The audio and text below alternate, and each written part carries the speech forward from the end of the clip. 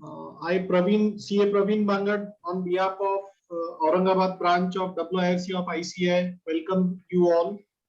Today, we have speaker Nitin Bhutta sir with us from the Mumbai on the topic, very hot topic. हम बोल सकते हैं कि अगर हम अभी सबसे ज्यादा ट्रोल होने वाला टॉपिक अगर हमारे फील्ड में देखेंगे तो ये वो वाला टॉपिक है कि income tax website. So we have today's topic is ITR on new income tax portal and special question and answer. As sir already mentioned that he has covered so many questions in his slide itself.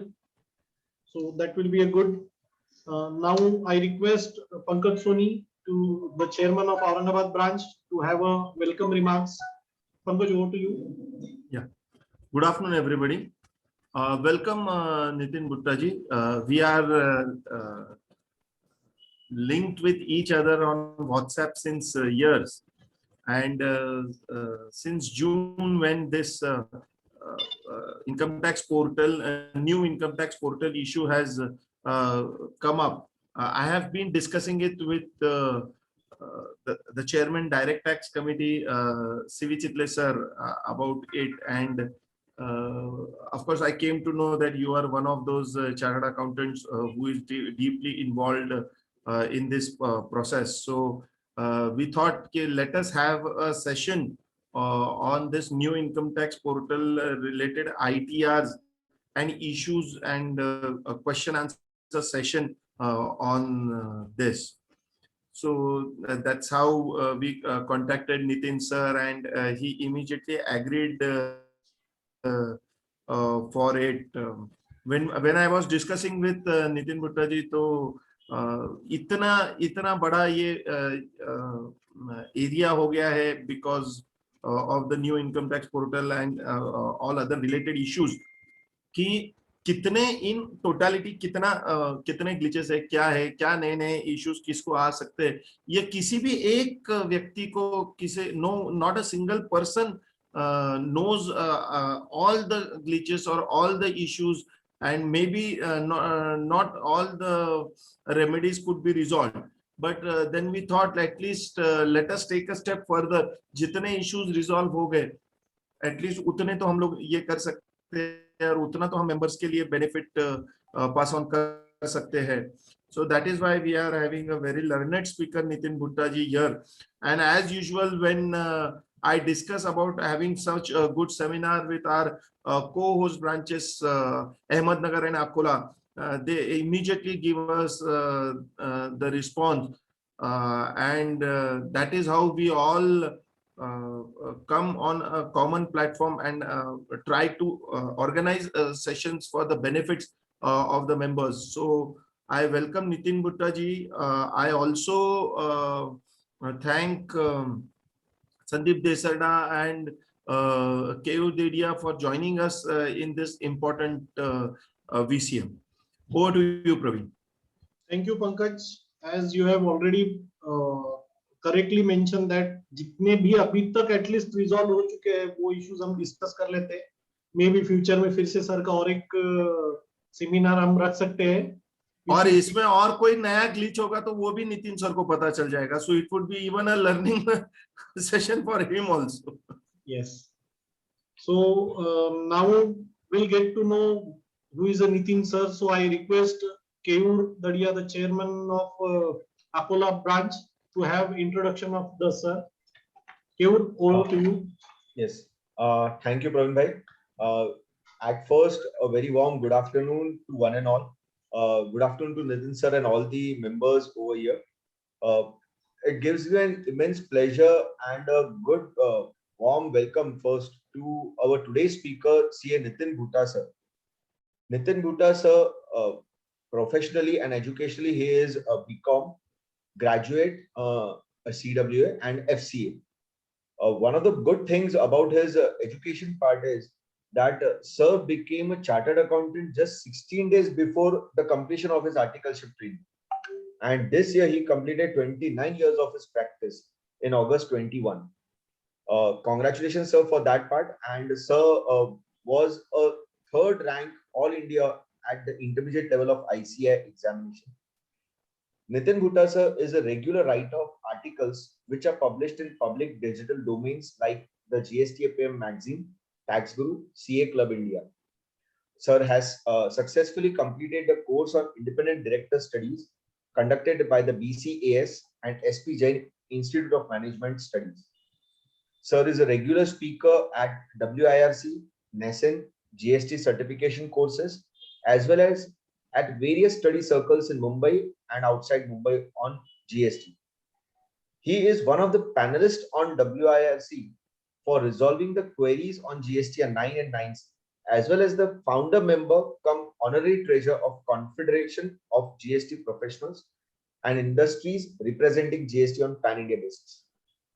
With his industry exposure, during his training as well as after he has established his practice in 1992, Sir has a wide exposure to various industries like advertisement, entertainment industry, research, pharmaceutical, manufacturing, banking, and many more. Sir also has industry exposure with regards to event management, business process outsourcing, film production companies, etc. Currently, he is actively involved with limited scale of doing audits, direct and indirect taxes, management advisory, as well as handling of litigation matters of corporate as well as non-corporate persons up to the tribunal level. Currently, one of the most important what we can say is that Sir is one of those 10 CAs who are associated with the Infosys and they are working on the various glitches that we have faced or the people are facing on the income tax portal. Apart from above, he enjoys traveling and reading a lot and has traveled to various parts of India and abroad. Without wasting much more time, I forward and hand over the charge further to you, Nitin sir, for the further. Nitin sir. Thank you, Keyurji. Thank you. Just a minute. Just a minute. This is Praveen. Can you hear me? Yes, Pankaj. Yeah. See, all the participants, you need not mention your membership numbers or that in chat box. We have, as of now, we have disabled the chat box for some time. We will enable the chat box for all the members in some after some time. For CP credit, we already have your database on the link that we have shared.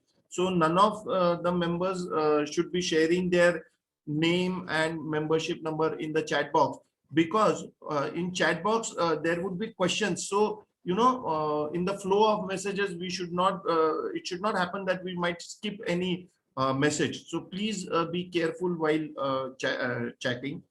That is one thing. Another thing, Nitin sir, my video is just off because there's some internet issue at my end. So I will be present here in the seminar, but my video is off. No problem. Over to you, Nitin sir. No problem. Over to you. Good afternoon, everyone. I thank Aurangabad branch, Ahmednagar branch, and the Akola branch. I thank Pankaj Soni, Keyur Dedia, and the Sandeep Desrada for inviting me for this session. Pankaj has been discussing with me to do this session almost since July 2021. So when first time he called me up, he said he would like to do this session. I said, what will I discuss in this particular session? Because there were glitches which all of us have seen from the launch, which happened on June 7th, 2021. And it went on increasing day by day. So I said, if we were to do this particular session, let us have some cooling period and then plan this particular session so that we have some reasonable information which we can discuss with the participants and they can try to understand what is gone and what is the objective of doing the change of website from version 1 to e-filing version 2. So given this particular background, I would like to say that I'm a novice. I know very little than what has been said about me. I have tried to validate the issues personally or through my connects. And we are all 10 of us are rigorously working to get the resolution in the interest of all the members. Just to state, today afternoon, there were glitches in the form number ITR2 as well as ITR3, which were notified to the team members or the respective stakeholders, and they have been addressed prima facie. So probably, as I understand, from all people can file ITR 1, 2, 3, and 4 as applicable to particular cases. ITR 7 is not fully enabled. 5 and 6 will still take the time. Tax audit is still not enabled. And many other features on the portal are still not enabled. So this is the starting with. Now I will start my presentation. So some of the members have requested in chat box, maybe, a composition of language of Hindi and English that could create more interest. I will try to, but I am most used to talking only in English. I will try to use the combination language, but by default, I only speak in English. Because if I speak in Hindi, I will try to find the words, which will not be easier for me. So please kindly pardon with me, but the presentation will explain everything. So don't worry on that particular front. All members can be rest assured as far as that is concerned. Okay, so usually all the speaker will put their disclaimer in the end, but I am the person who starts with the disclaimer. I will say that whatever I'm going to explain, they are my personal views. They are not binding on the ICI or a branch or a study circle as applicable. My views may be correct or incorrect as they are formed based on my opinion and the understanding of the subject. I request each member to go through the law provisions before accepting anything at the face value. And during the presentation, if I give any examples and they get resembled to your clients or yourself, then it is a purely coincidental that such information is matching. But I have no information about anybody and I have no intention to disclose anybody's affairs in a public domain. So when the topic was on the income tax return was to be deliberated, the first thought that came to my mind, it is back to school, because all of us were so much used to old income tax portal. When the new portal was to be launched on 7th June, everybody was curious as to what will be the features. Will it benefit? Whether it will reduce the processing time of 63 days to 1 day? If I file my returns, will I get my income tax refund on the next day. But with all sorts of expectations, when it was launched, we saw what happened. So even I was too curious. I'll tell you, we had finalized couple of audit reports also in the month of May, as our clients were ready with the data. And we were supposed to file the audit reports on the old portal. But we said, let us file it on the new portal because we don't know what will come out, whether the transition will happen smoothly or it will not happen smoothly.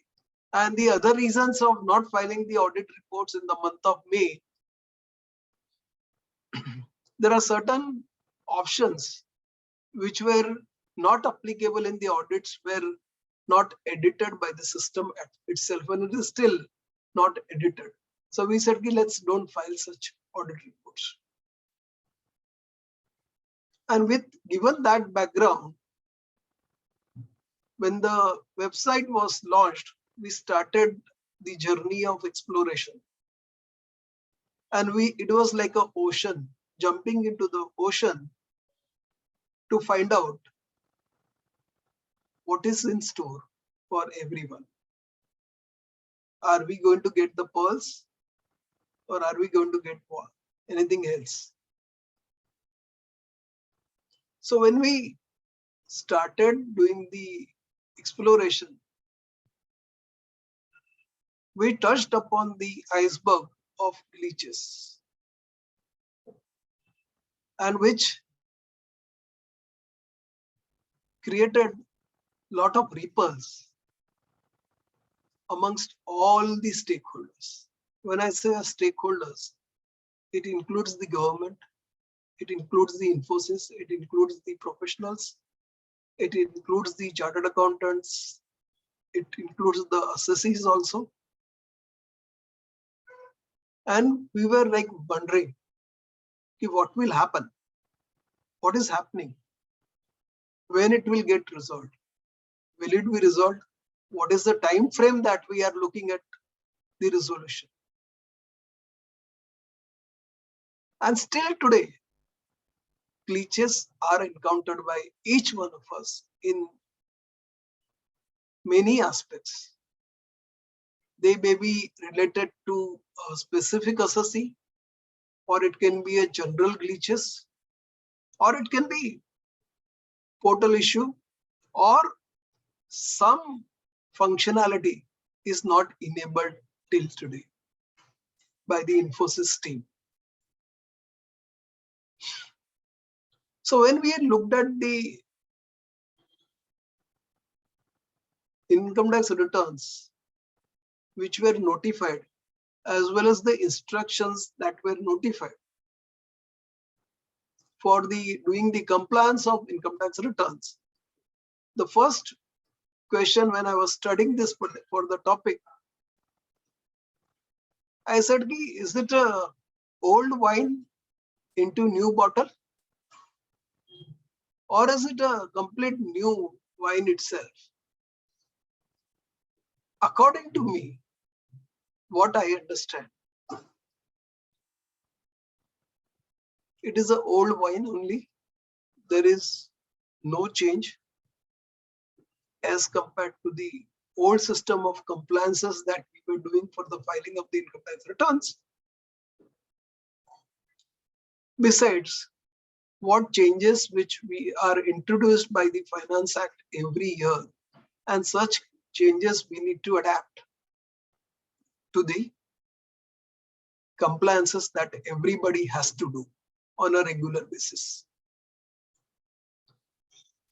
So when we look at the first glance of the website,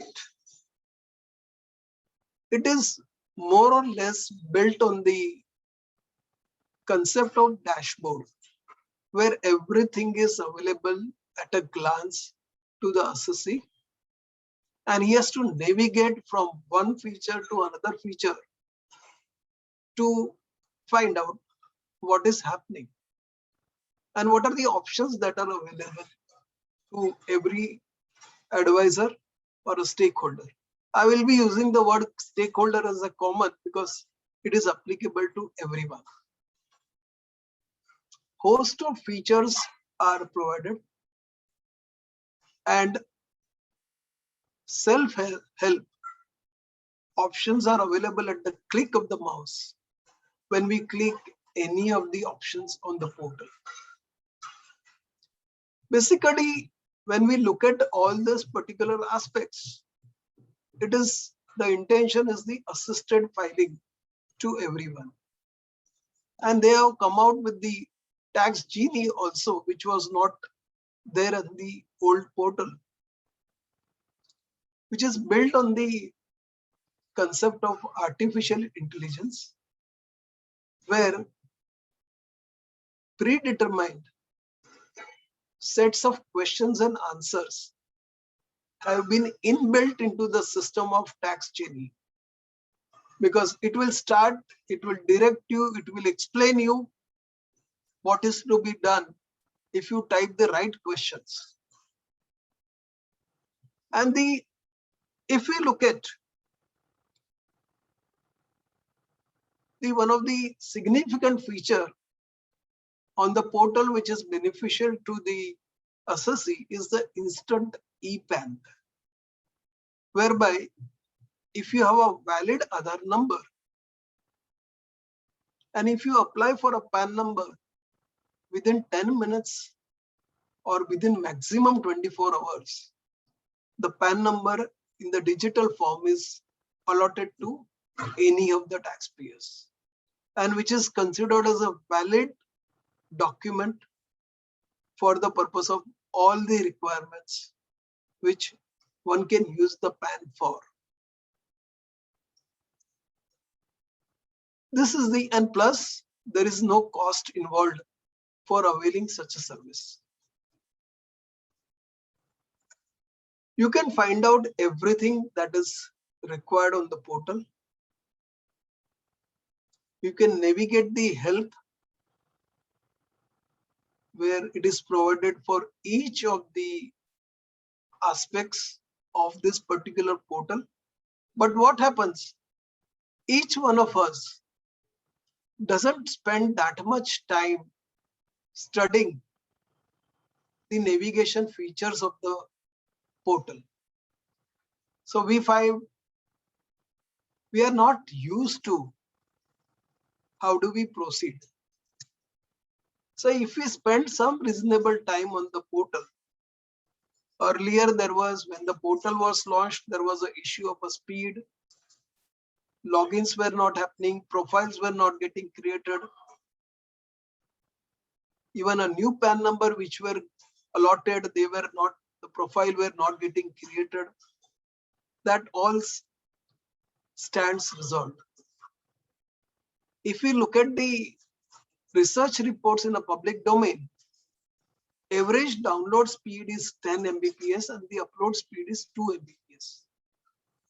At least that is the minimum speed that is required for doing the jobs or doing the compliances on this particular portal. Till today also, Aadhaar OTP issues, e-verification of income tax return through net banking or a DMAT is happening in some cases, is not happening in some cases. Filing of the certain classes of the income tax returns, especially in case of the HUF, where it is an ancestral HUF and where the profile issues of date of birth are prevalent, they are not getting filed. But these are all, when we look at the project from a 360-degree view and looking at the magnitude that is involved in developing such a platform, such issues are bound to arise, because testing of the functionality appears that it has not been 100% carried out, and which has been notified in the public domain by the government also. But a lot of people are working in the background to seek the resolutions, or to get the resolutions, or to expedite the matters in the interest of everybody. As we know, due dates are approaching, but recently the extensions have been issued for certain segments of compliances where the dates have been extended reasonably. So I expect even a similar kind of extensions may be provided for post 15 September 2021. Sorry.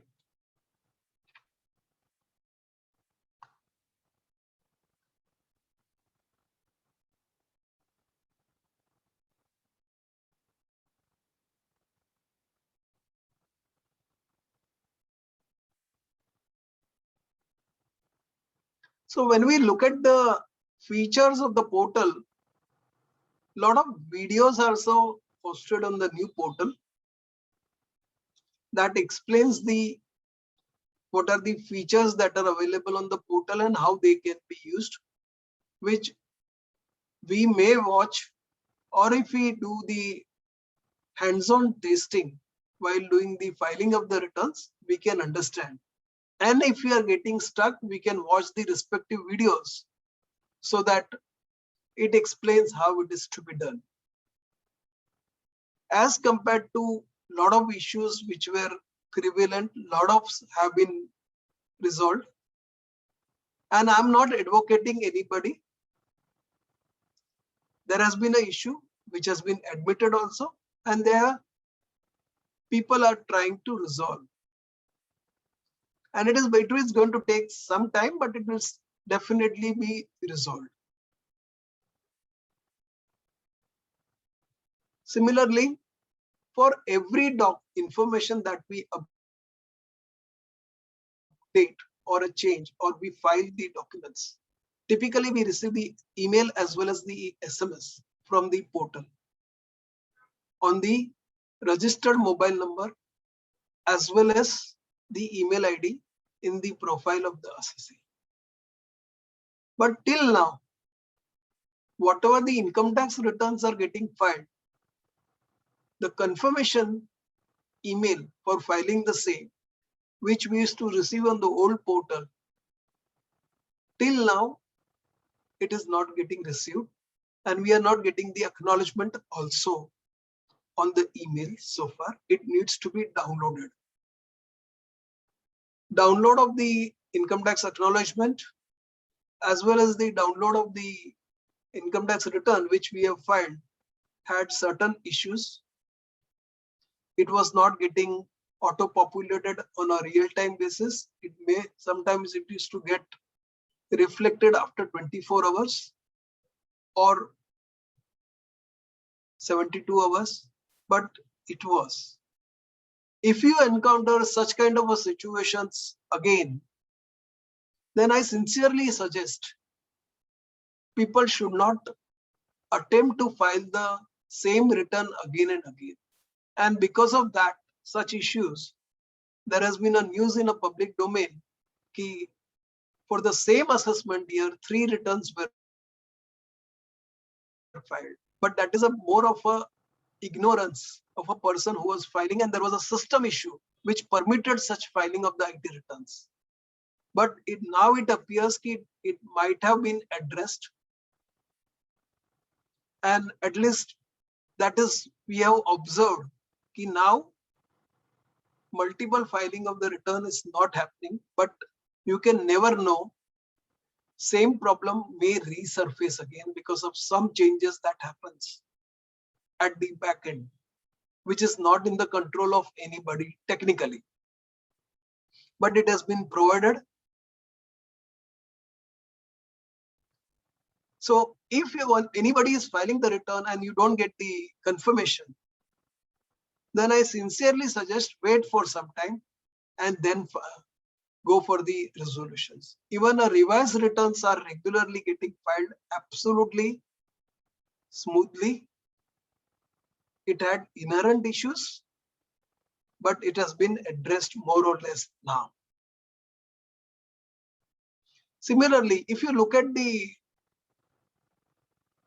if you want to know anything, you go to a section of things to know where downloadable brochures are also available, which one can refer and can understand what are the steps to be followed by each of us for doing a compliance.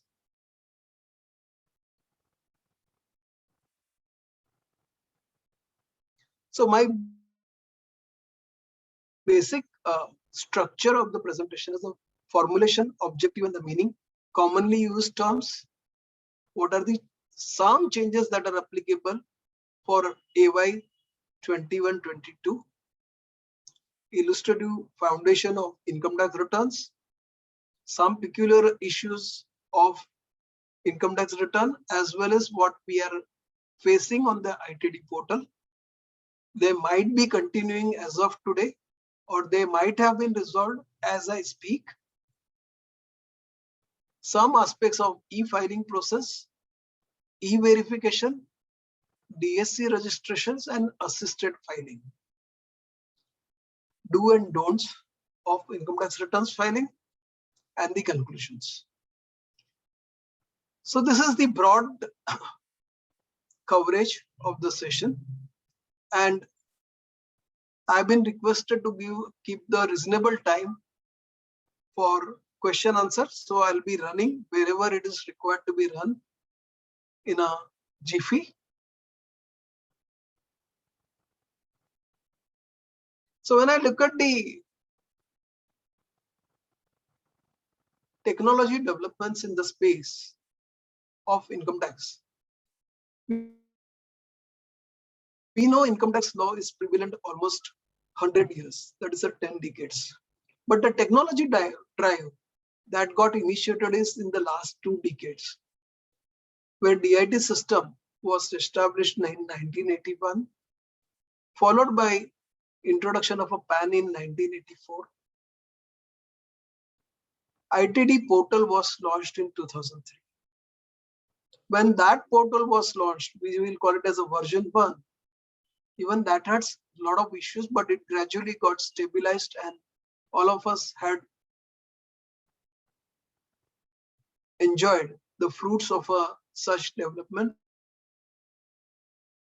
and we were very, very comfortable using that portal. Then electronic filing of the income tax return was introduced in 2004. And from that year onwards, we have been filing all our returns only electronically. We have not filed a single return manually after that, unless and until it was very emergency requirement. Again, some changes were done in 2005 in PAN. Electronic challan was introduced in 2005. TDS and the corporate returns were introduced in 2006, whereby it was made mandatorily to file the same electronically. CPC was established in 2009. Some other changes were introduced. E-assessment was introduced in 2016. Again, it got expanded, the scope. E-assessment scheme was launched in 2019. Then faceless assessment scheme, which we are seeing today, was introduced in August 2020, followed by the appeal in September 2020. And even a tax charter was introduced in August 2020. Faceless penalty was introduced in January 2021. A new portal was launched on 7 June 2021. And tribunal June 2021. And now in future, we can see everything that is getting developed using the technology and intention will be to optimize the use of technology to the best possible manner. And all of us are required to get geared up to the tech developments. We need not be master of technology, but we need to have a reasonable knowledge of technology so that we can operate, function, maintain such options within our premises for our clients, for ourselves, or we can train our staff accordingly.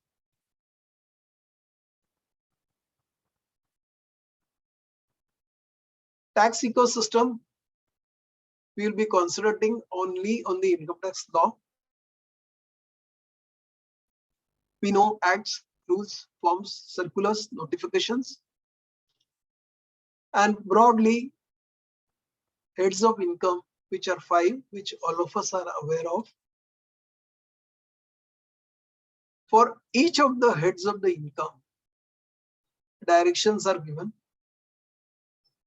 discretions are provided, restrictions are provided, what can be claimed, what exemptions can be provided, what benefits can be passed on, and what benefits cannot be availed by the assessee or any stakeholder. And prohibitions, even a prohibition is provided. And for each of this, documentation is introduced.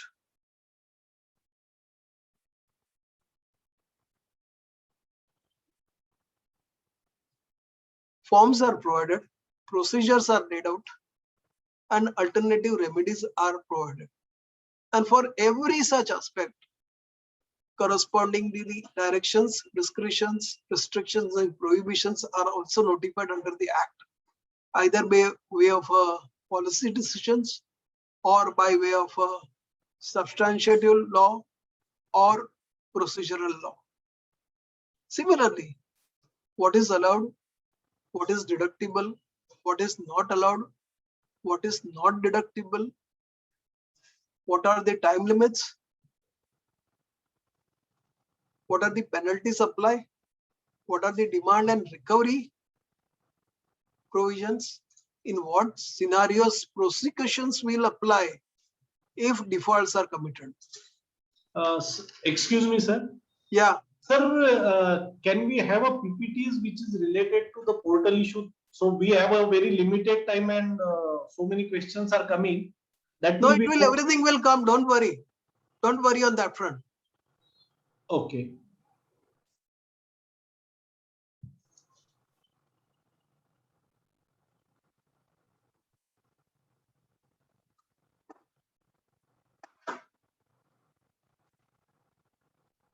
So basically, this is what we are concerned with. We will be concerned with the part which is the transactions, books of accounts, financial statements, computation, self-assessment, ITR and TAR. Below part, we are not concerned because we are not discussing. We'll be doing the ascertainment, and the below part is a determination. So we'll be concentrating on the above part in the discussions. When we report the transactions, essentially, method of accounting will play the significant role, which can be either mercantile or a cash system of accounting, and it is permitted based on the constitution of the assessee. And based on the recording of the transactions, be it a capital transaction or a revenue transactions, we'll be drawing up the financial statements. AR, annual information reports, specified financial transactions, and the 26 AS will play a significant role. Tax treatment will decide whether how it is to be treated in the books of accounts, what benefits, deductions, and the exemptions is permissible. Documentation and reporting, TDS, TCS, advance tax, self-assessment tax, GST, and working in compliances. Audit and related party transactions, computation, and the ITR reporting, where whatever we are reporting in the financial statement should match with the computation as well as the ITR reporting. And if ICDS is applicable, that is only in the computation part, And if the accounting standard is applicable, that is to be given an impact in the books of accounts, otherwise not to be done. Now, these are the various accounting standards where we have to report the positive impact as well as the negative impact in the IT return as well as in the tax audit reports. The most important question is, when we are reporting an immobile property where the income exceeds 50 lakh rupees, do we report the agricultural land? In my opinion, agricultural land is not an asset, so that is not required to be reported in such a schedule. Where the property can be residential, commercial, ancestral, inherited, based on the ownership, that is required to be reported in the schedule of assets and liabilities as applicable. It includes the farmhouses also. It can be self-owned or co-owned. Similarly, movable assets, jewelry, bullion, collections, drawings, vehicles, financial assets, shares, insurance policies, loans and advances, cash in hand. This all information is correlated using the technology, whether you have correctly reported the income in your ITR or not. So if you are reporting such assets in this particular schedule but you have not reported the income, then the notices will flow in because everything is technology driven. Here question arises, if there is a clubbing of income involved and the asset is owned by the spouse other than the person who has given a gift, whether such asset is required to be reported in this particular schedule or not, in my opinion, no. Only the legal owner will report the such asset. But in inherited assets where no cost details are available, what is to be done? Clarification is sought from the CBDT, but that is, as of now, that is not available.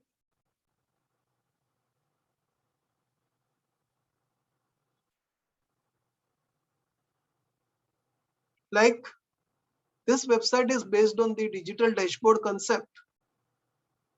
Whatever the information that we have, even a department is having more information at their disposal. And this information on their dashboard, it keeps on changing. That's why I call it as a dynamic information. Department in future may ask everything on the form of a video conferencing, video telephony, or a software access. Electronic records are getting tremendous momentum. Similarly, whatever the documents that we are filing, it is also considered as a valid evidence as per the Evidence Act. Data sharing and the verification is happening simultaneously. Whatever you are uploading on the portal is getting shared with many departments. Information is typically uploaded in the form of a Word document, PDF, disk, cloud, data, or ERP systems. Stringent timelines are provided. Research is done by the system based on the data that we are filing. And since all the government departments are sharing the information with each other, so I call it is 720-degree profiling rather than 360-degree profiling. Security and privacy is a big concern, but any combinations can be used. These are the various common terms which has been used in the presentation. The most important question which everybody is asking, why JSON in place of the XML, which was there? JSON is considered to be ease of use. Its speed is also faster than XML. And because of that, this has been implemented. Other thing is MCA portal as well as the GST portal is also based on the JSON platform. And even Infosys is the developer of the same portals. So they are trying to synchronize the data of income tax vis-a-vis the other routine compliances that are applicable. Various returns that we are filing, they are voluntary, which is 139.1, 139.4, 139.5, and the modified return as well as the condonation return, which are filed typically voluntary by each one of us. And whereas if the notices are issued, then we are filing the defective returns or 142.1 returns or 148 returns. or search and seizure returns as applicable. Typically, 7 types of returns are there, where ITR 1 and 4 is the most simplest form of the IT returns. Of 2, ITR 1 is the most simple because it provides for only salary income, only one house property, and other income in the form of a bank interest and the pension income. And the limit of income is 50 lakh rupees, and clubbing of income under the same heads of income is provided for. And EVC, Aadhaar OTP, DSC and manual filing is provided only for the super senior citizens, not for anybody else. For rest of the people, it is only electronic filing only. Similarly, ITR 2 is for salary returns excluding the business income and who are not supposed to file ITR 1. ITR 3 is for the business income. ITR 4 is for the presumptive system of taxation. ITR 5 is for firm, LLP, company, AOI and body of individuals not eligible to file ITR 7, especially if they are other than who are claiming exemptions under section 11, they will file ITR 7. Companies will file in ITR 6 only. So when we look at the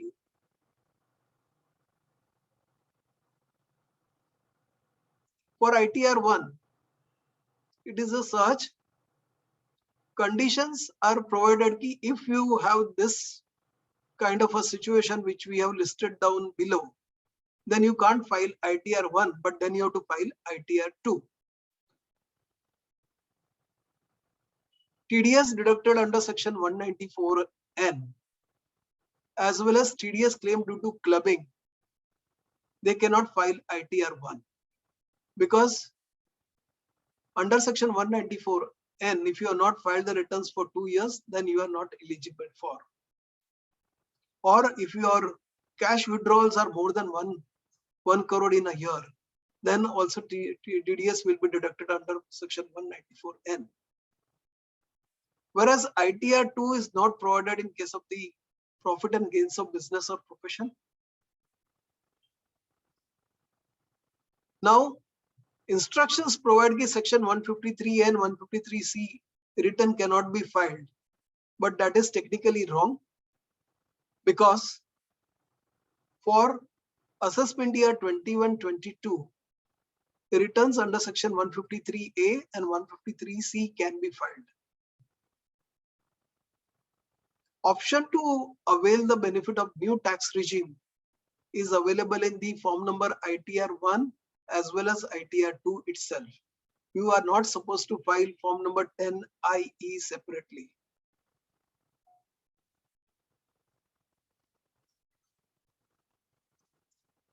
ITR 4 is easier return, only presumptive system of taxation.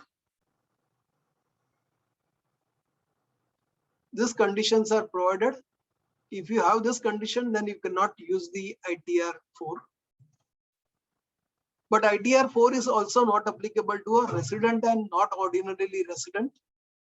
Similarly, persons having speculative business income or agency business or commission or brokerage, they got to file ITR 3 only, and ITR 3, everything else can be filed. And this is applicable only for the resident assessees. If you want to opt for a new tax regime, then you got to file 10IE form, and that is to be filed before the due date of the IT returns. And such date of filing in the acknowledgement number is required to be reported in the ITR 3 and ITR 4. Now, for the business people, once the option is exercised under the new tax regime, it cannot be revoked unless you close down that particular business or you don't have any income from business at all.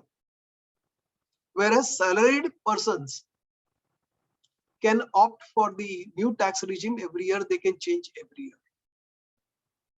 one issue that is there in the ITR form 4 is ki house property income, percentage of ownership cannot be reported, address of the property cannot be reported, probably it will be rectified. This is the diagrammatic representation of the sample. One can upgrade from 1 to 2, 3 and 4. Similarly, ITR 5 is applicable to this class of peoples. ITR 6 is only for the corporates. Everywhere there is a common mistake. The search and seizure returns cannot be filed in the instructions, but that is absolutely wrong. It can be filed. ITR 7, basically the charitable trust activities. If audit report is applicable, then it should be filed before filing of the return of income electronically. Only care should be taken. If you are claiming exemption under particular section, then under that section only you should report your income, and you should not report under any other heads of income. So that is to be taken care while filing the ITR 7. These are the due dates of filing the returns as provided as of now. Hopefully it will be extended. But if it is not extended, the last date of filing the return, belated as well as the revised return, is 31st January 2021.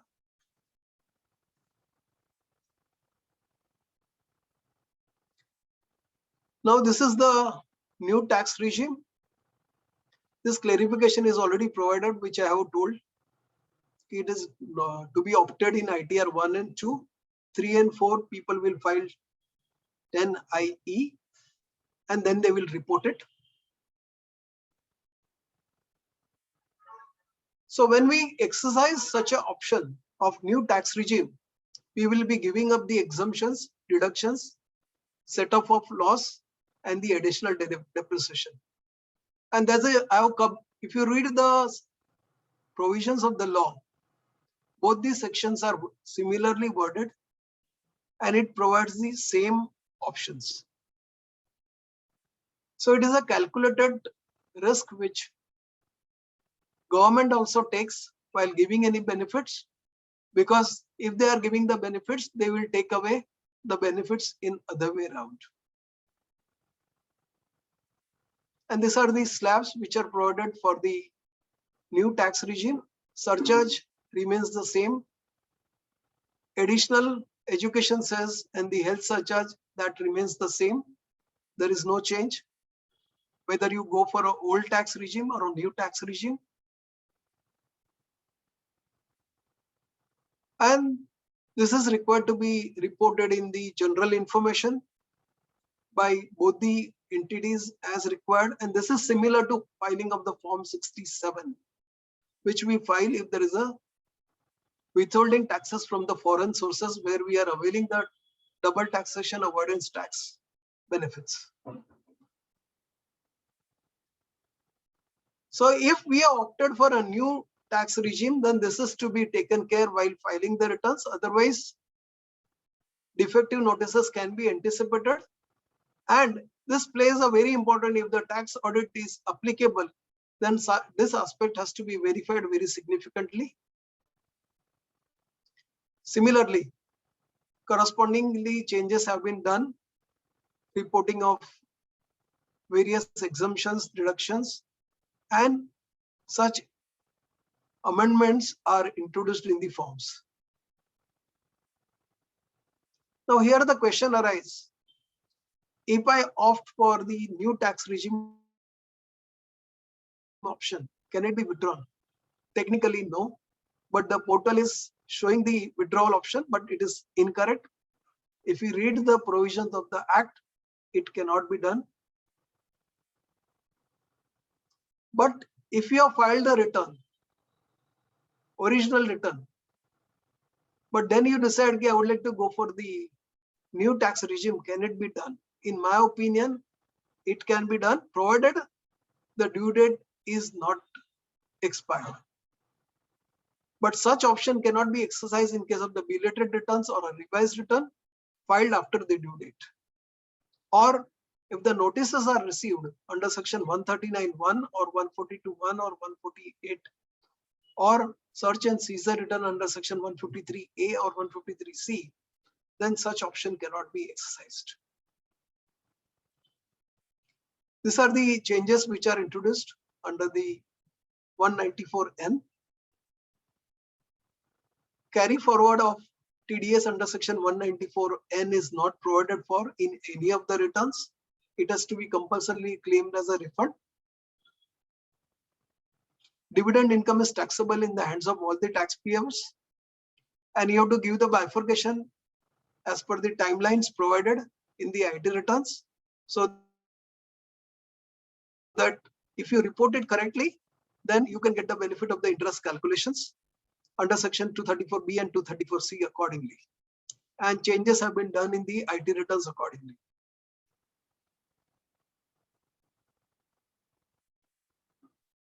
Deductions against interest expenses is also provided, subject to threshold limits, and suitable changes have been done in the IT returns.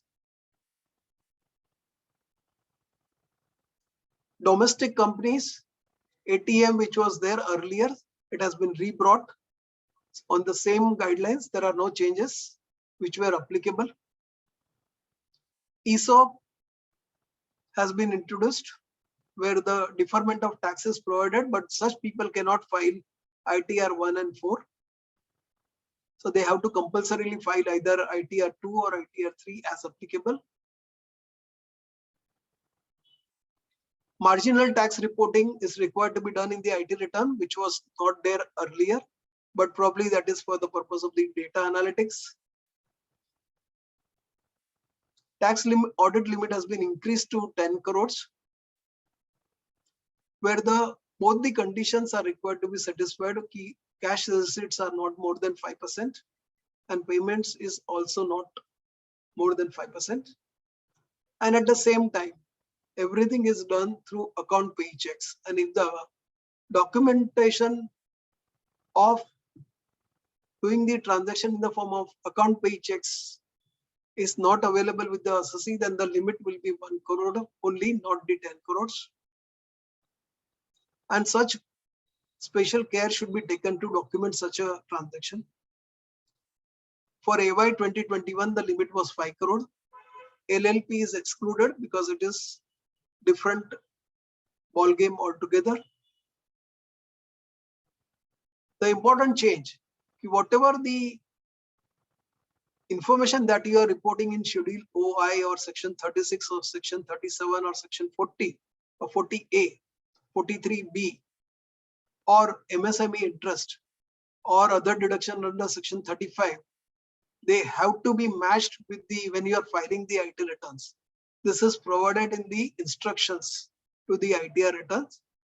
And if that is not matching, we will get the defective notice or 143(1)A adjustments, and we need to deal with the same accordingly. Couple of the peculiar issues. This year is a COVID-related impact, work from home, digital trail, online. Most of the transactions must have been done online. Residence issues. Section 53 and 153C, I have said it is provided under the Act, but the instructions say something else. But whatever is stated in the Act will provide. Complex business structure doesn't have the option of reporting the information each segment wise. That creates the issues, and the inquiries are initiated and the writ petitions are initiated for. Business codes correlation reporting is happening when monitoring through computerized system. Section 43B reporting has to be done meticulously. Tax audit disallowances to be done. Other expenses reporting, again, that is an issue. Only certain number of rows are permitted. Restructuring of assets and liabilities, personal and business has to be done in case of the individual businesses. Clubbing of income should be carefully reported. If you are claiming any exemptions, deductions, then properly documents should be verified. If you are claiming any TDS or TCS, then that is to be correspondingly verified with the books of accounts, and Rule 37BA has to be complied. ICDS only for computation, not for the books of accounts. Multi-year, multiple year TDS, where the advance rent for 5 years is received, but there is no option to carry forward for the partial year. That is the issue. Representation has been filed. Probably some relief may come in. Bad debts vis-a-vis method of accounting. If you are following the inclusive, then you can claim the write-off of the bad debts, including the other taxes levied on the invoice. But if you are reporting the excluding system of accounting, then taxes cannot be claimed as a write-off. If TDS is applicable, on rent you will deduct the TDS, but if the rent is paid plus maintenance is paid plus electricity is paid, and where the landlord says you pay maintenance directly to the society, then also the TDS will apply, but same thing will not apply to the electricity while deducting the TDS under section 194I. Verification, very, very important. As just now your verification is getting printed in ITR 3, ITR 2 I am not confirmed, but ITR 1 and 4 it was getting printed, but the date was not printed, but now I assume it is getting printed. Verification is very important because this is requirement is flows from the civil procedural law, and that will play a very significant role if we are filing the incorrect information, especially when we are reporting the turnover of up to 10 crore and claiming the exemption of not applicability of the tax audits. And if we wrongly declare, then the trouble can flow in to the assessee.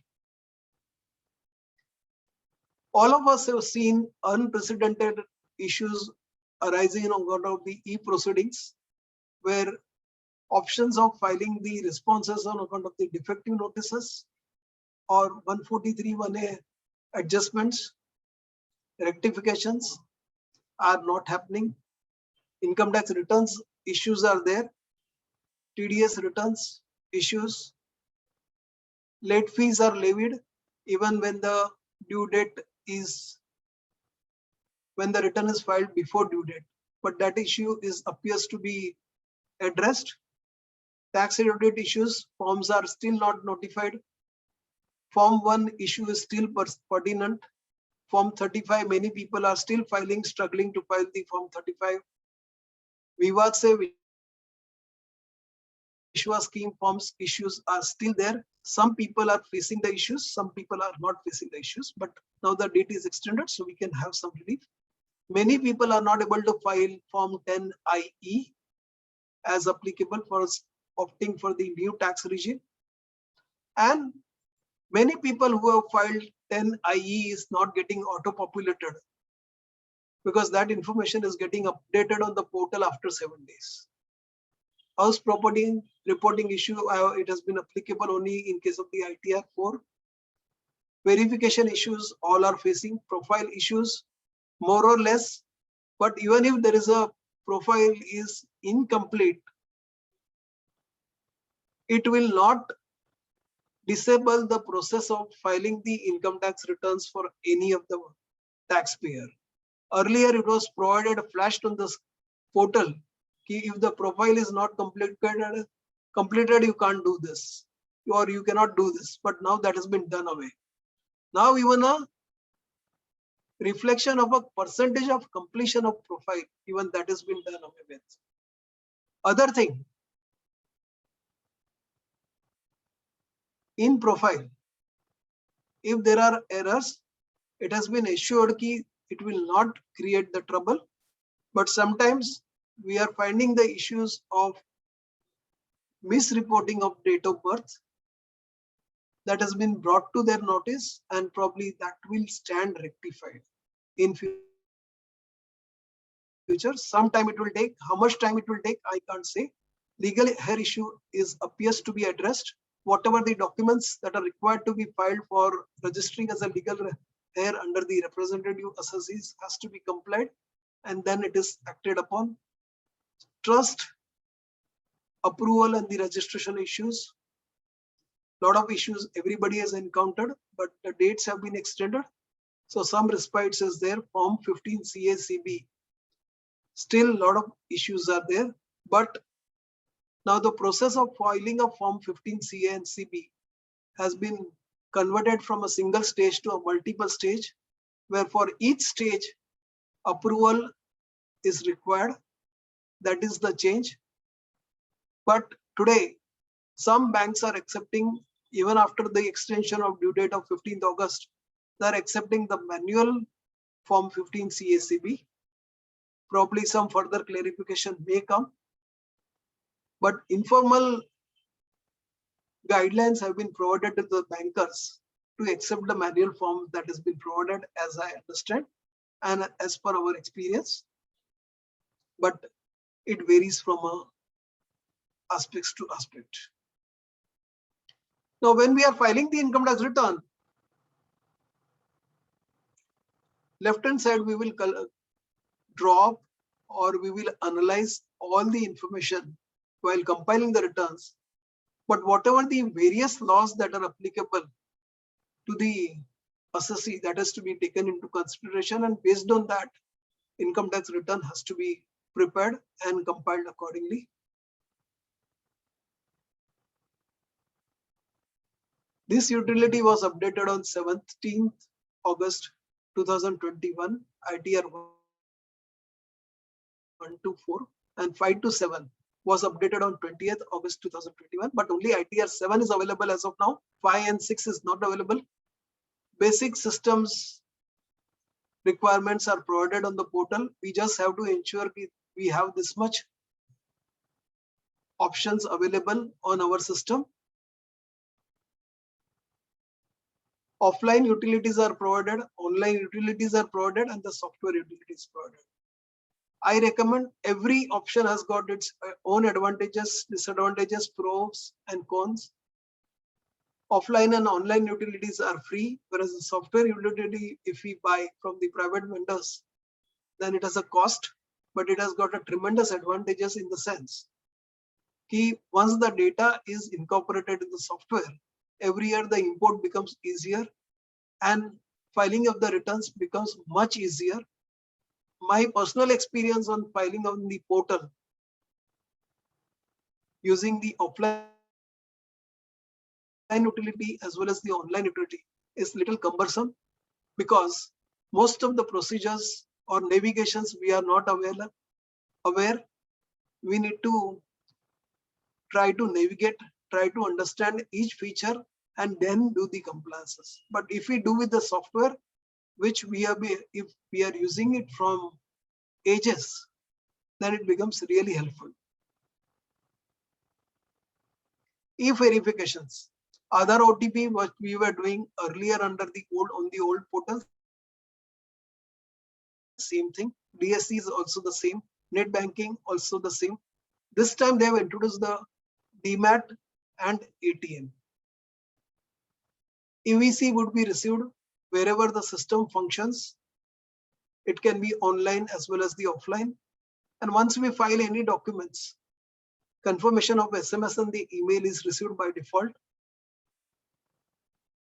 Only certain banks are allowed to do the e-verification through ATM, which is Axis Bank, Canara Bank, Central Bank of India, ICICI Bank, IDBI, Kotak Mahindra Bank, and State Bank of India. Only this banks ATM will have this option of e-verification through ATM. Otherwise, rest of the other options are to be, if the list is expanded, then other banks would be covered in future. Or because of some reasons, we are not able to e-verify the returns, then after logging out, we can go through e-verify return option, enter the PAN number, select the assessment year, acknowledgement number and the mobile number. OTP will come.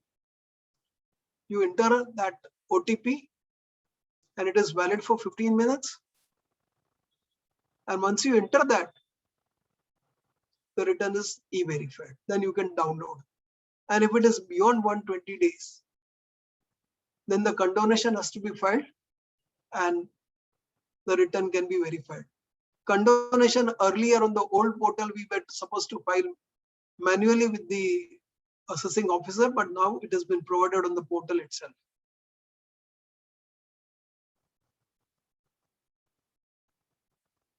So these are the various options which are available. All guiding steps are provided on the portal itself. We can just go to the help option and we can get everything, the process, what is to be done. They have explained by each of the steps which I have not covered in this particular presentation because the time allotted was very, very limited.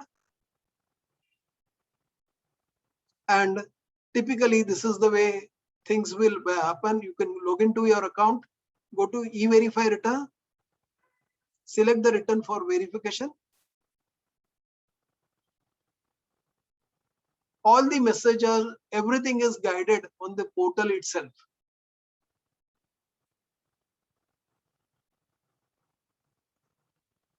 And typically when we look at after we file the return, this kind of a mark you can see on your dashboard. It is similar to when we travel by the train, we find the charts are provided in the train key. What station will come next? Similar way, if you have uploaded the return, what is the status? Is it under processing, whether processed? Everything is reflected on the portal itself. So this is the more of a on the concept of dashboard. DSC registration. It has to be registered in the individual PAN of the assessee. It can be for self, karta, partner, directors, trustee, board of advisors, or any other capacity. And once you register in the DSC in the individual PAN in your profile, then you need not register anywhere else. It will be auto captured in the HUF return or your firm return or LLP returns or a company returns or trust returns or any other returns that you have. Similarly, same digital signature will be captured in TDS returns. And if you are filing the return as a representative assessee, then also it will be auto captured. If you are an auditor, then also it will be captured in the ARCA profile as well as in your only exception that has been provided in respect of the NRI directors who don't hold PAN numbers. They will register through company login ID. And this has been enabled 3 days back. And EM-Signer download is a must. It is similar to what we have. Though it has been requested to have a common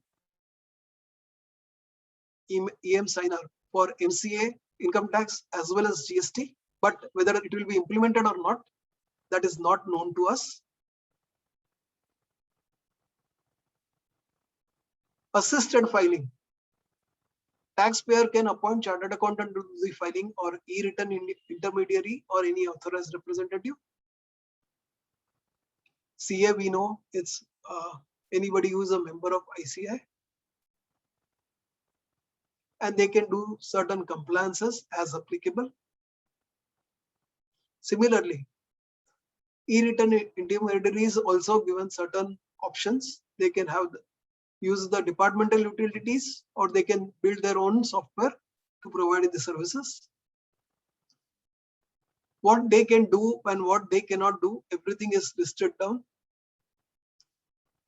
The best feature, ERI or a chartered accountant or an authorized representative can be removed by the taxpayer at any given point of time, which was not the case earlier.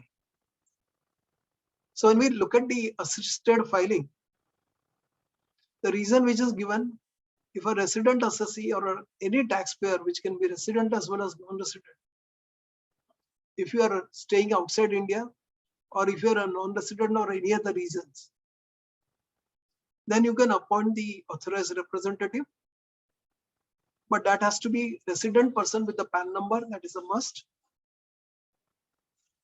For a non-resident, it is always an agent. Whereas for the corporates, it will be non-resident foreign director without PAN and valid DSC. DSC can be issued without the PAN number also, which all of us must be aware of if we are exposed to such a situation. Similarly, estate of deceased, company under liquidation, discontinued or closed business, merger and acquisitions, and estate of insolvent. These are the other categories of the people who can also appoint the authorized representative. And these are the designated people who can be appointed as an authorized representative while filing the IT returns, or who are notified to or competent to e-verify the returns. Some do and don'ts. When we are doing the filing, please verify the profile verifications and confirmations. Sometimes because of the profile non-update, sometimes issues are created, but if profile verification is complete, then it will be very useful. Sources of income and its classification has to be properly done. Previous year's IT returns to be properly verified. Challans reporting has to be very, very particular. Tax deductions and tax exemptions. Here, it was provided that once you pay the tax, the challan will be auto-populated in the IT returns, but that is not happening as of now. Computation should be verified and reviewed by the different people, so that if any errors that are caught, especially if there are carry forward of losses or brought forward of losses, that is to be properly verified with the previous year's returns as well as the intimations. Proper 26AS reconciliation, annual information reporting, GST reconciliations, capital gains calculations, TDS, TCS, vis-a-vis cross reporting of sources of income has to be meticulously verified. If you are reporting exempt income, be very particular to ensure that it is definitely exempt. Whatever you are reporting in financial statements, same thing is reported in ITR, there is no mistake.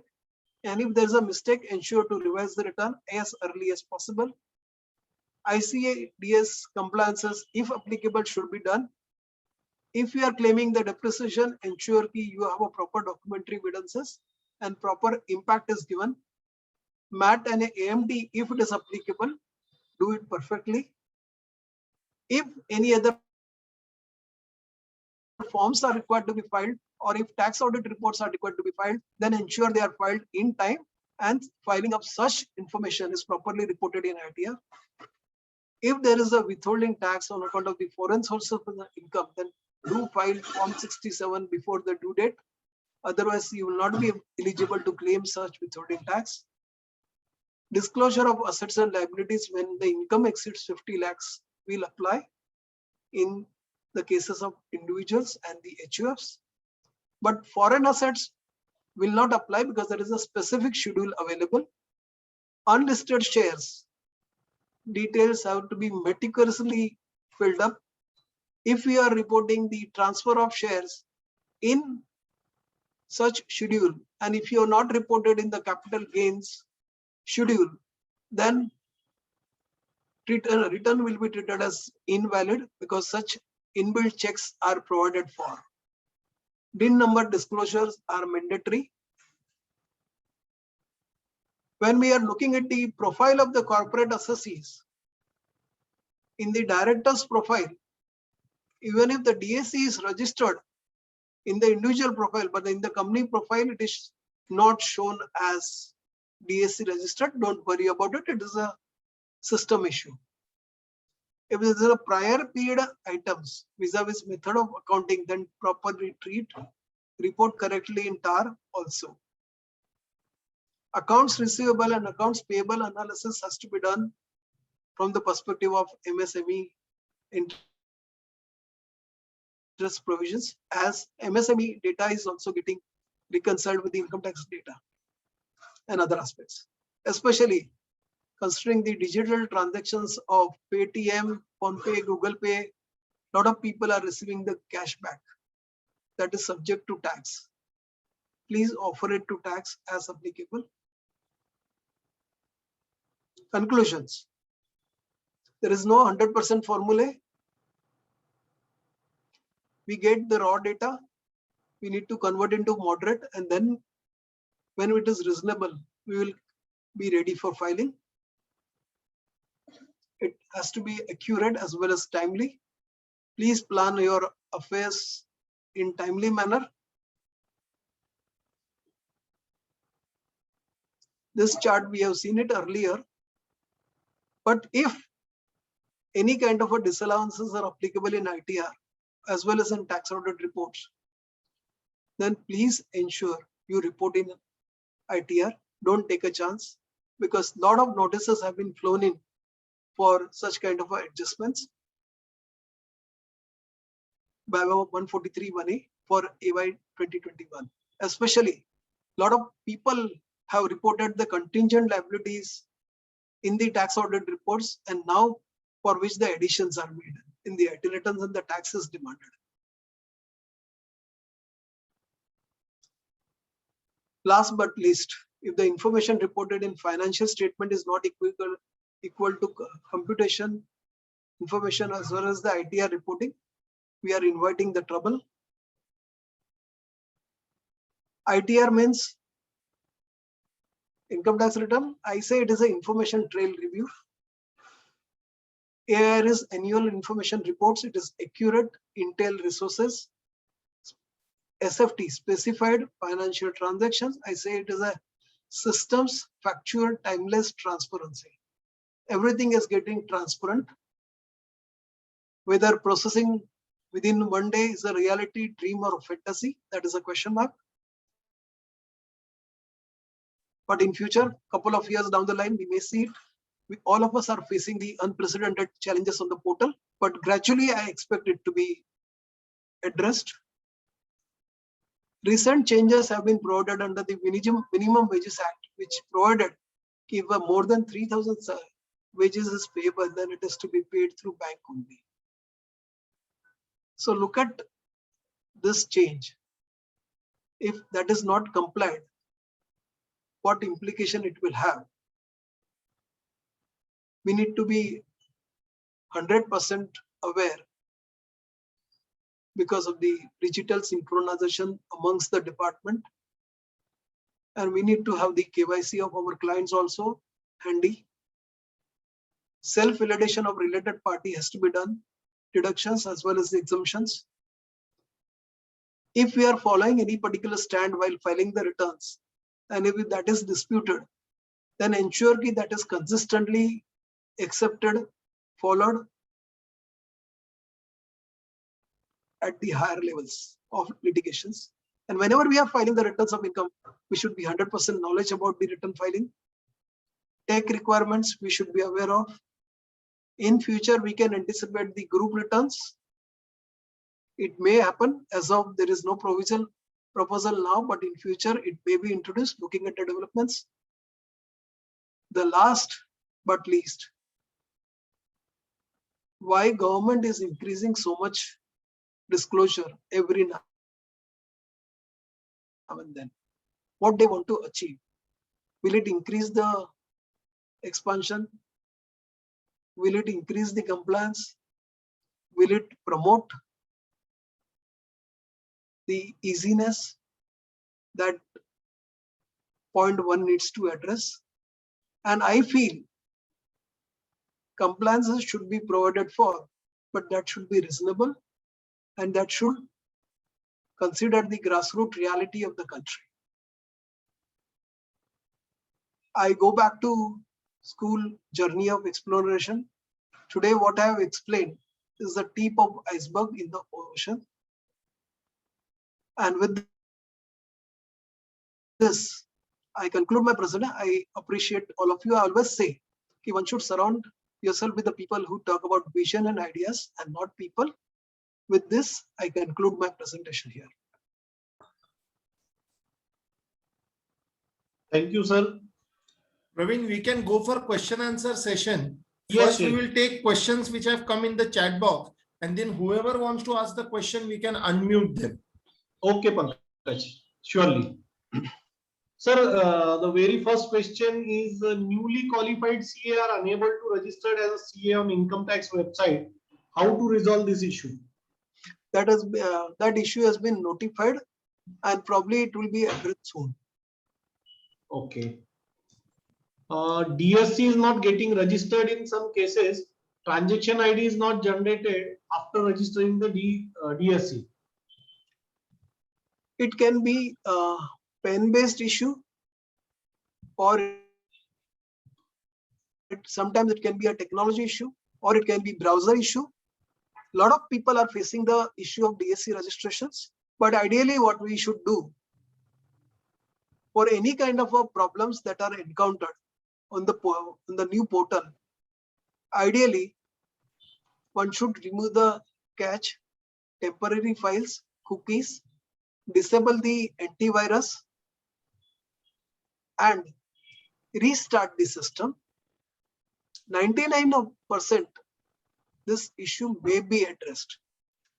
And there are many softwares which are available, free download, which one can download on the portal, maybe CCleaner or whatever the equivalent.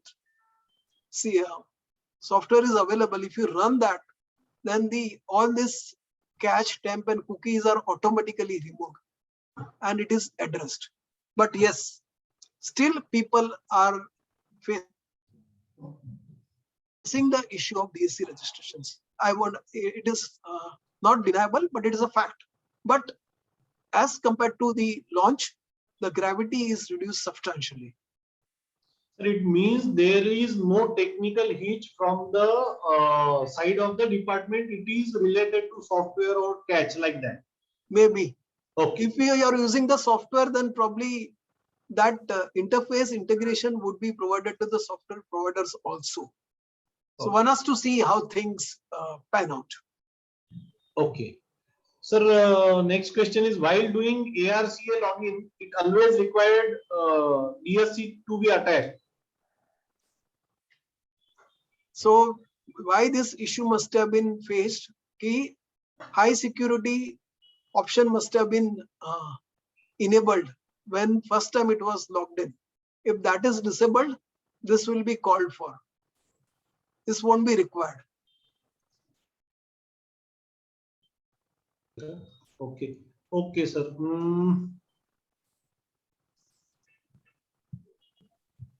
Bank validation problem on IT portal. Because of that, return are unable to file. No, that is even if the bank account is not validated, IT returns will get filed, but only if there is a refund due, then that will not be processed till the bank account is validated. Okay. Sir, then EVC is not, we are not able to generate the EVC. Net banking has an issue. It is not happening. We have tried. So one has to either go through the Aadhaar OTP or go through ATM or other way about. But net banking is not happening. Demat is not happening. That is what I have tested. I have not succeeded. Some of you may have succeeded, but I have not succeeded. Let me be very clear and honest. Okay. DSC is registered in individual capacity. Now at the time of filing Form 10A of trust, same DSC of trustee is showing not registered. We are unable to remove that trustee also. What to do?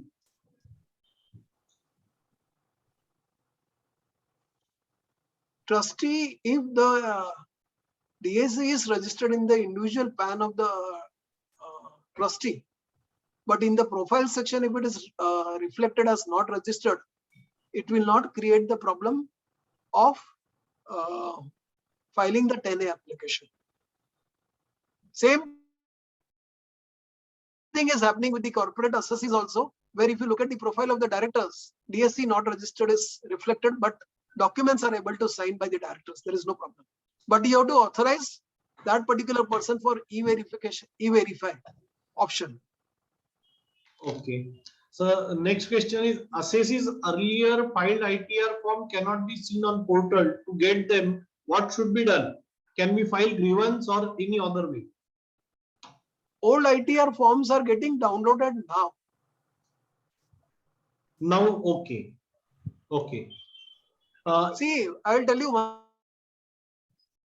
one thing. Whatever issues you will say now, even I have encountered that issues. It was not happening. And then it got resolved. But sometimes it can resurface also. Quite possible. Okay.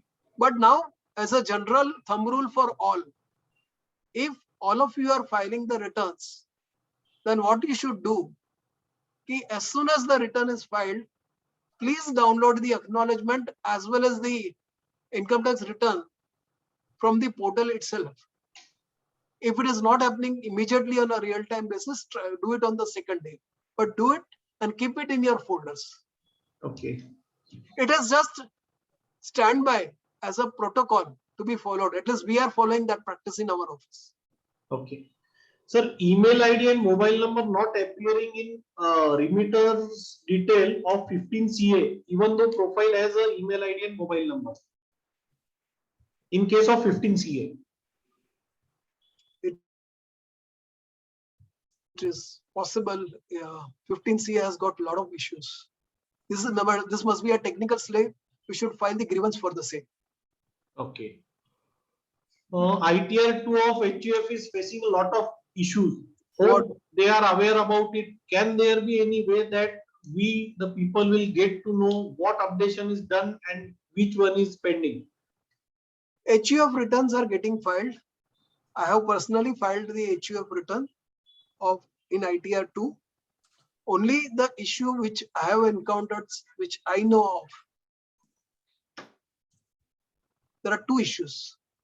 If the date of birth of HUF say was 1481, that has been reflected as 1/4/2001 or 1st January 0001, that returns are not getting filed. But rest of the HUF returns are getting filed. There were a lot of issues in the ITR 2, ITR 3, but they are resolved. I have verified in the afternoon today. Okay. When ITR 3 and 5 enabled on portal? ITR 3 is already enabled. And 5? 5 is not enabled. So when is there any possibility? No idea. I can't give you anything. Okay, okay, sir. No issues. Not able to compile with the notices under e-proceeding tab. Not allowing to upload XML. Which year, sir? Which assessment year? That it is not written, sir. Okay. It must be pertaining to the reassessment Okay. proceedings under 148. XML is only for up to AY 2021. From AY 21-22 onwards, only JSON file will be uploaded. There is no concept of XML file at all. Intimation not getting downloaded. It is not happening. Okay. In profile of assessee, Aadhaar is registered, but while generating OTP, it says first registered Aadhaar. Again, system issue, grievance to be registered. And what we should do, key Aadhaar number verification on the Aadhaar portal, save the screenshot and attach to a grievance. Okay. One of my client taken hotel on rent to run business, but GST number of hotel taken on owner's name. Then both are liable to pay tax on hotel's turnover or not, because GST number is registered on owner's name. This is related to GST, what I think. But it is, we are in the income tax. Yes. Sorry, sir. So even that will keep I us. can answer all this question, but No, let us sir. limit it to income tax only. Yes. We are here to have income tax questions. In some cases, return is filed, but acknowledgement is not available immediately. In one case, even after 1 month of e-verification, final ITR 5 not available. Where to file complaint or what is a solution? Grievance, and there is a dedicated email ID provided on the website. There you should register. And on the safe side, you should mark the email to Finance Ministry, also as the jurisdiction AO. Okay. capital gains calculation system is not considering cost of improvement. It gets saved, but when we move out of COI, it gets added back to capital gain, resulting in increase in income from capital gains. How to raise the grievance? It is only grievance mechanism with a snapshot you can raise. But Okay. capital gains had a lot of issues, but now it has been addressed. We have filed couple of the income tax return with the capital gains calculations covering the various aspects of capital gain, equity mutual funds, debt, security transactions taxes paid, no security transaction tax. We have verified that aspect, but the cost of improvements, that is, yeah, maybe some issue will be there, but that will be addressed. But better to file a grievance and mark a CC to everywhere.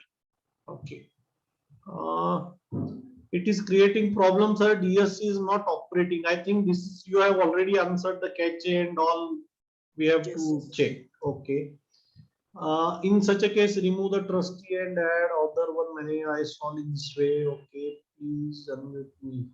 वो trustee का जो question किसी ने पूछा था ना, उसके लिए ये एम काबरा जवाब दे रहे हैं कि ट्रस्टी उसको रिमूव करके आप किसी और को डालिए तो हो जाएगा. He has solved that. Yes. ठीक है, इनकम टैक्स पोर्टल साथ ही हाथ बढ़ाना है, एक दूसरे को हेल्प करना, ऐसा चल रहा है अभी तो. Even if he can answer, it's good. Sapna Lunawat, you have to wait. I'll unmute at the end. Verification OTP time is too very short. Time valid, only 10 seconds. Then after not verified, return same OTP. Portal shown error, OTP is expired. It's a system snag issue. So then we have to put up to the what type with the you are. It is already been notified. Okay. Everything, see, they are aware about everything, but I recommend only one thing as a thumb rule. Any issue that you are facing, keep a snapshots and file a grievance on the same day itself. Okay, because sir, many of them are. This is an unprecedented development which we are encountering, and what we are seeing is a I don't know whether we'll be able to see such a scenario again in our lifetime. Okay.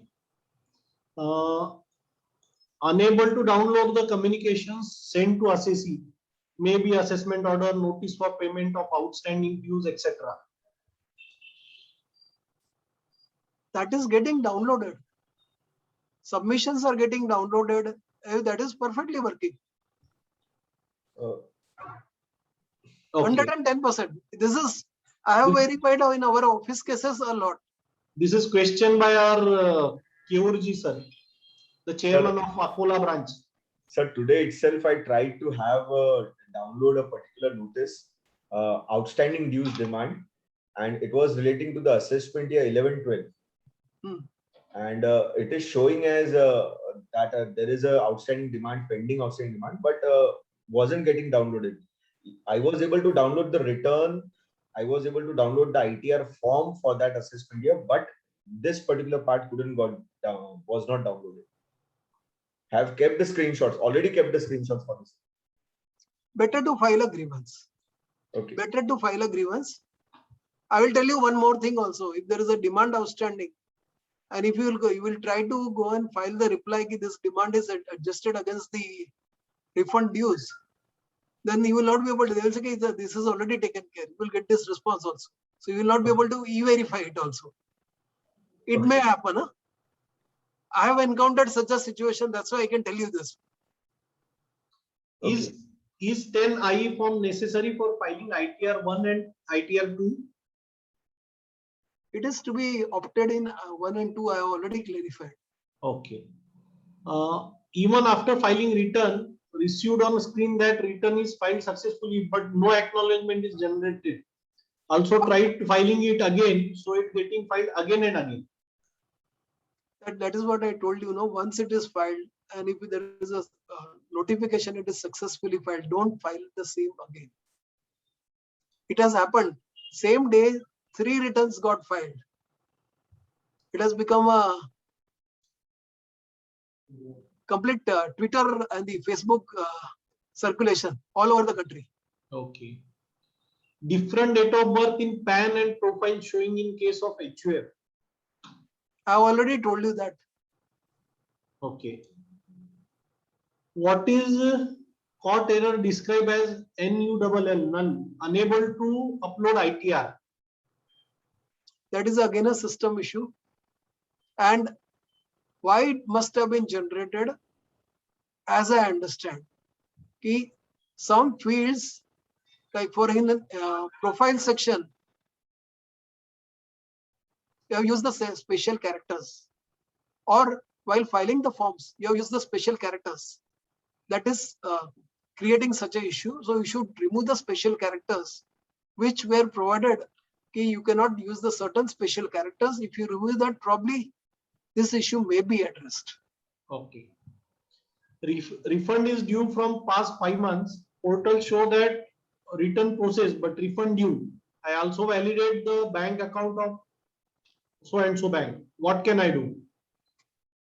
Only wait. Return is not e-verified with after entering Aadhaar OTP also. Is there any? Try again and again.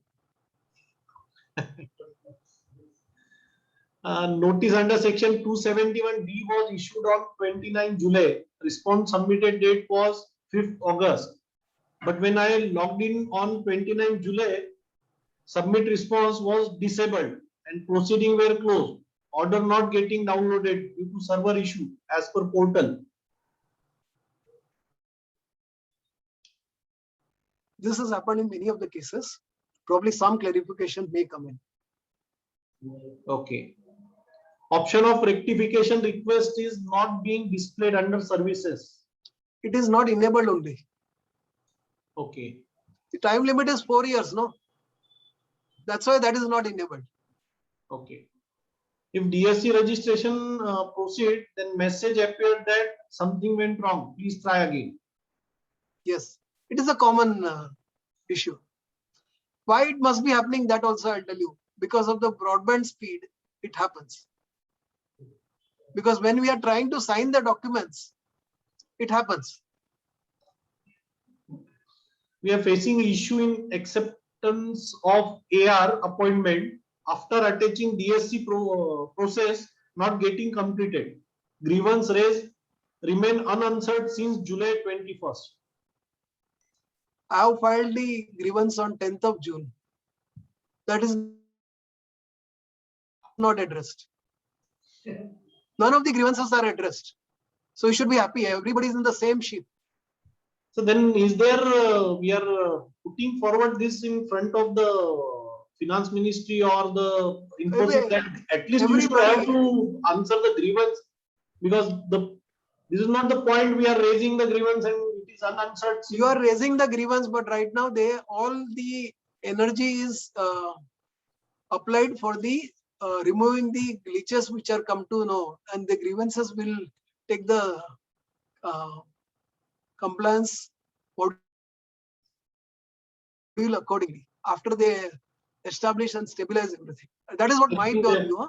Grievances are part of it, I think. It is part of that, but right now the other aspects are more important. Sir, it is very okay, no issues. We are on a formal platform. I cannot comment anything. We'll So go there are more many ahead, things sir. I can't comment. Yeah, sir, because if there are certain issues, then why there is a deadline and each and everything that if I have to try Aadhaar OTP for more than one time, so we have a lot of other work also, and no CA is having only 5 or 10 returns. We are having so much. Not in our control. Yeah. Okay, no issues, sir. In other cases, notice under section 271D was issued on 21st July. Response submitted date was 30th July. But when I logged in on 29 July, submit response tab was disabled and proceeding were already. I think that is already you have told that this issue is coming. Reminder received for faceless assessment, but no notice is available on new portal. It will come in pipeline. Okay.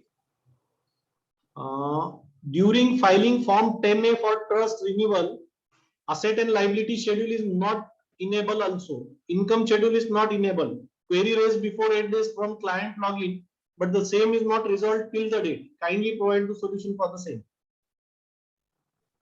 See, I'll tell you, I'm not doing much of the trust activities, but I'll tell you what is the way out.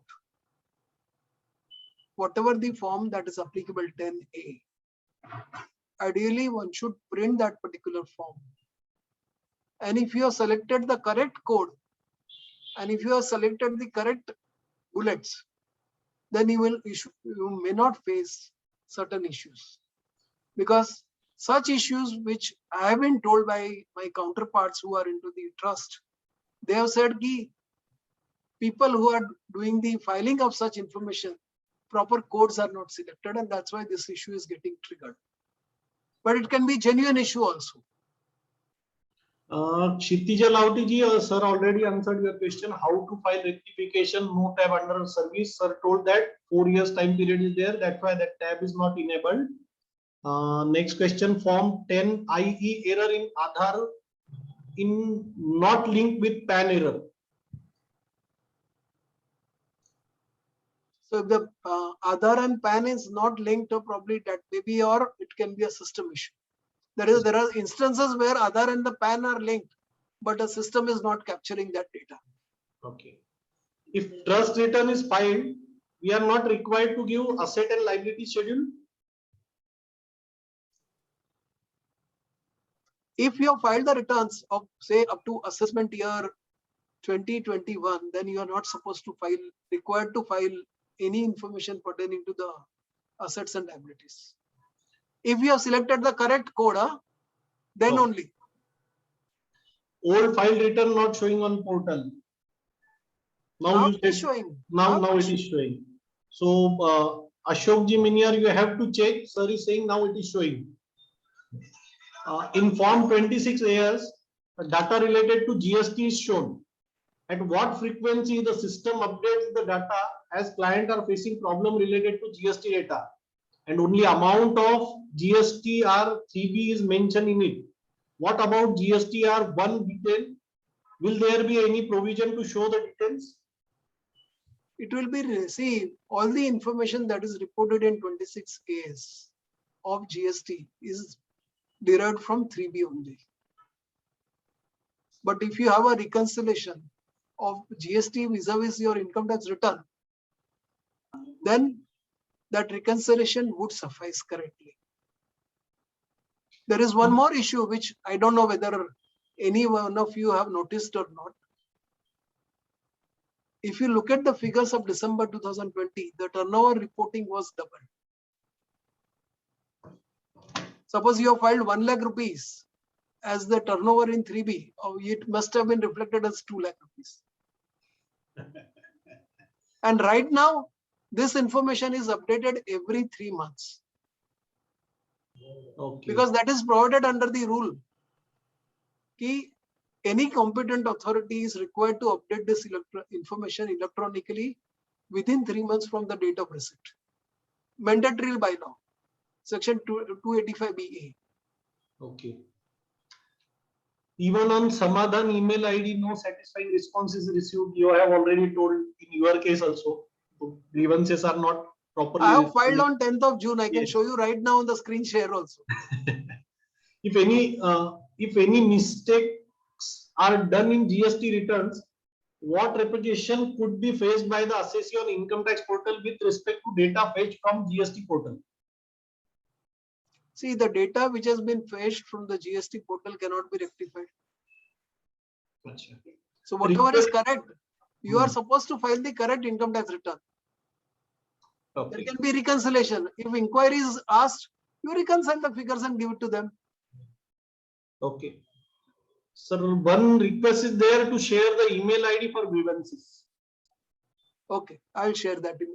And remember one thing, whenever any one of us are doing the income tax compliances, don't bring income tax and GST together. Both are on a different aspect altogether. Though they don't go well, but we need to reconcile together. Yes, sir. Form 15 CA and 15 CB, not proper way to file on new portal. Assigned to CA form 15 CB filed, fill up detail in part C in form 15C. But assessee not liable to file part C. He eligible to file form 15 CA part D. But in part D, no given assigned form 15 CB. How to resolve? I have to check this aspect. Okay, sir. While filing form 15G and H in income 1 minute, detail, 1 the minute. There is a complete guideline available for filing of 15 CSCB on the portal. If you visit that, they have explained the complete steps in that particular thing, and that query would be addressed mostly by that. Malpani sir is saying that there is one what we say information is available like sir some of the queries they said that it is not they are not able to open it. 15 CSCB? हाँ नहीं वो जो आप बोल रहे हैं that video और information is available guideline जो available है ना I'll share with the Pankaj sir, and then No we can issues. circulate amongst the members. yeah while filing form 15G and H in income details the error of the section invalid is shown in CSV. How to rectify it? That must be a technical glitch. Okay. Prasad ji sir ने already answer दे चुके हैं. After attaching DSC process not getting completed, grievance raised remaining unanswered since July 21. काफी दिनों से sir का भी unanswered है, so we have to wait. Sorry sir, I will have to leave now. I wanted to download ITR of assessment years before 2021 for rebate under section 89 purpose, but file return cannot be seen. How to get them? I think sir now you said that ki purani returns bhi download ho rahe It is available. Okay, available. okay. That, Even the XML files of the old returns are getting downloaded. There is no problem. okay. Problem in making condonation request, it shows error on portal, but we get a mail saying it is filed successfully. Filed several times, but there is no record of the same on the portal. That you said you file only once. That is the solution. While DSC registration, private key not found error. That Pardon? I think technique. While registering DSC, private key not found. This error is showing. I think that is technical issue related to system. This is a very peculiar issue. No, there is one peculiar issue for the DSC also. It is a very old DSC. Okay. The token. Then it doesn't work. You need to get a new DSC and then register it. So one query is there. March 19 ITR is not filed. Now we have to file because there is some TDS related to that year. No option. No option. For business income option with new regime, can the option be withdrawal in subsequent year of filing return? New tax regime? Huh? No. No. Why old code? Once exercised, you cannot withdraw that option till you discontinue your business or you don't have an income from business or profession. Okay. Why old portal is not restored as too many glitches and issues are there in new portals? Have ICI suggested for the restoration? I will refrain from making any statement on this. Yes. Okay, sir. Is 10 IE is necessary for filing ITR 1 and 2? Please clarify. Already answered. Already answered. No, she is telling she was not able to hear it at that time. So please answer it once. Okay, sorry, there was a network issue while you are highlighting the above point. ITR 1 and 2, assessee has to select in the IT return itself. Whereas for ITR 3 and 4, ITR Form 10 IE has to be filed, and that filing and the acknowledgement number has to be reported in ITR 3 and 4. Whereas In ITR 1 and 2, it is not required. Okay. Still there is no resolution. The error is continue from 15G and H. 15 G and H, there will be, I think now it is addressed, but Okay. recently if anything has come up, then I may not be aware. Okay. It is very dynamic. It is dynamic, like similar to faceless assessment, faceless appeal, and faceless penalty. We don't know what happens the next moment. Okay.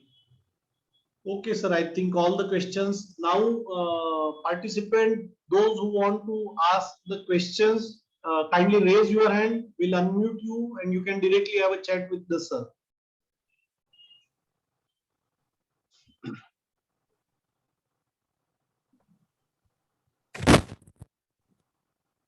One question in the chat box. Yes.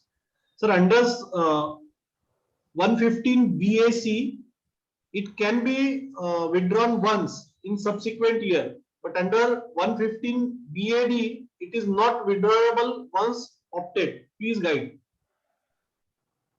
Yes.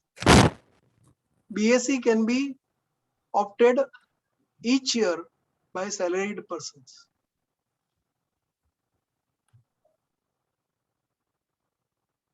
Okay. I think, sir, all the questions अभी repeat हो रहे थे, तो all the questions are. have been किसी answered. को query तो you can just raise your hands, so we will unmute you.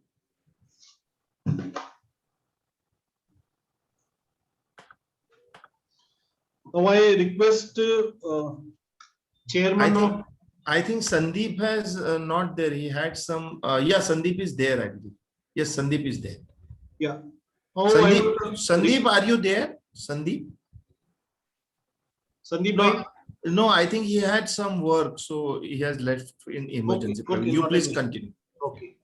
On the behalf of Aurangabad branch of WIRC of ICI and Akola and Nagar branch, I would like to have a gratitude and thanks, sir, that you have come and given us the knowledge on this new portal, and you have given the answers to various questions. Still, we think there will be an improvement day by day. जैसे भी होता रहेगा. So we have to try for it, and thanks a lot from all the three branches, sir. And So there is all possibility कि अब लोग हमको personal पे कुछ क्वेरी भेजे, वो मैं आपको आपके व्हाट्सएप पे भेजूं और आपको थोड़ा परेशान करें हम लोग. And I would like to thank Akola and Nagar branch also, and I would like to thank all the participants. They have joined this session, asked their queries, and that's it. Thanks a lot, sir. Thank you. Yes. I hope everybody enjoyed. Sir, do you have that mail ID? So we'll immediately put it I into a chat box. So I will share. I'll okay, share. okay. You will share with Pankaj, sir. Not an issue. Yes, I will share. Okay. Thank you, Thank you, sir. sir. Thank you. Thank you.